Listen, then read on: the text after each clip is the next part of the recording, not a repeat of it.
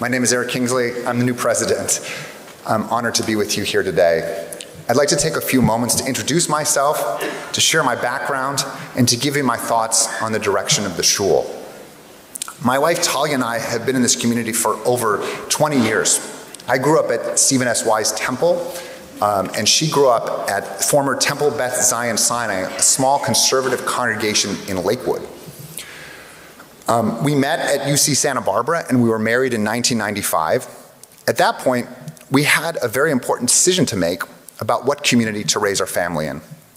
Talia had loved the energy of VBS during her USY days when she came here often, and she loved how many Jewish teenagers there were making these lifelong friendships. That stuck with her. In 2003, we purchased a home nearby, and our kids were blessed with living steps away from VBS Day School. Our youngest, Ariella, just left for college at UC Santa Barbara, our own alma mater, and our older children, Abby and Adam, are about to move to New York for their first jobs. Thank you to Talia, Abby, Adam, and Ari for lending me to the shul many nights over the years. Over the past 20 years, we saw firsthand the power of this community. Serving as day school president in 2009 and then as chairman of the board in 2019, I witnessed our community come together to support one another, to educate our children, and to uphold our traditions. All this while surviving a global pandemic. This summer, I was honored to take on the role of president. I was guided by many, but especially Eileen Berman, Jeff Goss, and David Spiegel. Thank you for your wisdom and support. In preparation for this role, I met with 100 people. I had a busy spring. Congregants, staff, and clergy, many in this room, for coffee and conversation, to hear stories of life and of VBS. Most people I spoke to were optimistic of the future and hopeful for better days. We do incredible things here at VBS, from the Early Childhood Center to Hazak, from cantorial concerts to the College of Jewish Studies.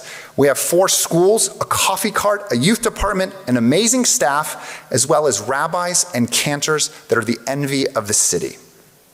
With our remodel now, we are in such a beautiful space, and we're growing. That's not something most shuls can say. Of course, we've also had times of struggle and pain, especially in this past year. This is a challenging time to be a Jew. The events of October 7th have left scars on our community, our nation, Israel, and indeed the world. We have faced challenges and loss. Yet as we stand at the threshold of this Day of Atonement, we are reminded of the resilience that defines us as a people. We cannot be paralyzed by our past. We must find the courage, like our ancestors, to make decisions that propel us forward even in the face of adversity. In my own life, I have fought back by being involved with the Anti-Defamation League. As a former chair of the LA region and recently vice chair of international affairs, I've been helping to fight global anti-Semitism. In July of last year, the ADL created the J7, sort of like the G7, but for Jews, a group of the 7 largest diaspora Jewish communities in the world. By participating in this initiative, American Jews have built relationships with Jewish communities in France, England, Germany, Argentina, Canada, and Australia. I've sat with leaders as they shared grief and anger, but also discussed creative solutions for keeping our community safe in our shared struggle as a global Jewish people. This July, we commemorated the 30th anniversary of the bombing of the Jewish Community Center in Buenos Aires. While there, the J7 met with President Milei, who wholeheartedly embraced the Jewish community. We need to identify leaders like him to build relationship, so they can better understand us, our issues, and our needs. The historian Amos Elon, in his book, The Pity of It All, talks about the golden age of Judaism in late 19th century Germany. Surprisingly, the attitude that pervaded at the time was a sense of permanency.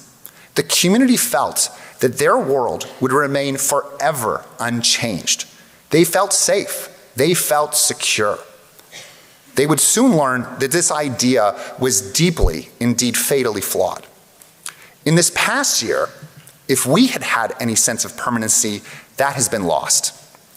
We now live teetering on the edge, trying to maintain the lives and communities that our parents and grandparents built in the post-war world.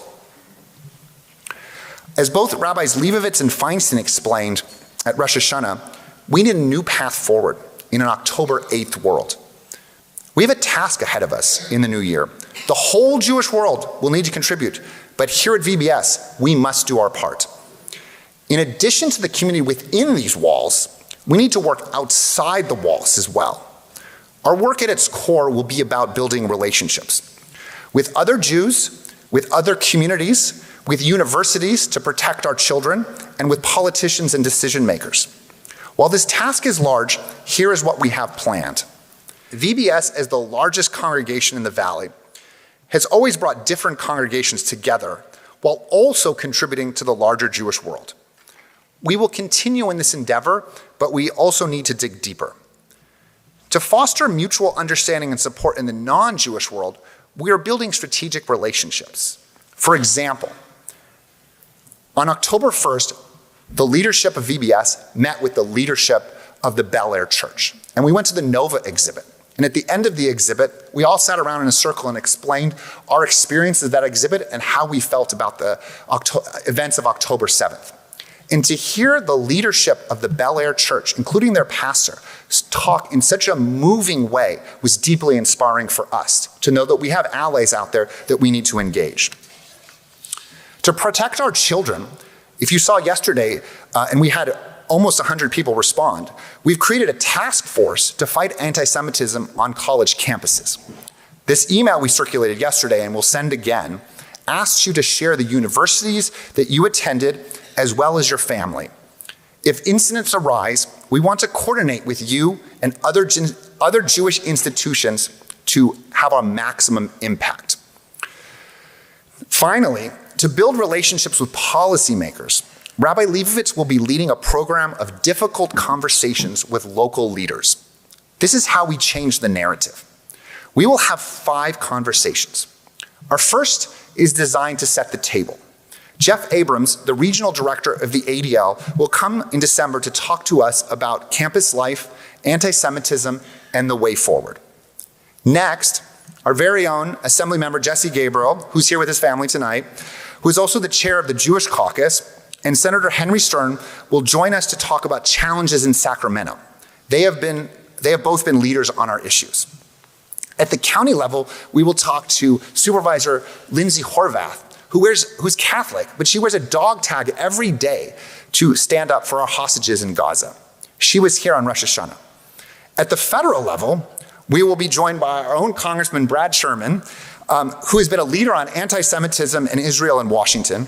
He will be joined by soon-to-be Congresspersons, Assembly members Laura Friedman and Luz Rivas. Congressman Sherman and Assemblymember Friedman are here with us tonight, and Assemblymember Rivas was with us on Rosh Hashanah. Thank you for your friendship and support. And lastly, Mayor Bass will be joining us in March. Her new police chief, former Sheriff Jim McDonnell, was a true friend to the Jewish community when he was sheriff between 2014 and 2018. We need to build on that relationship with him to make sure that we're safe. These dialogues are vital to building bridges of understanding and cooperation in an October 8th world, and creating allies who will stand with us in times of need and celebrate with us in times of joy. I hope you can attend some or all of the series.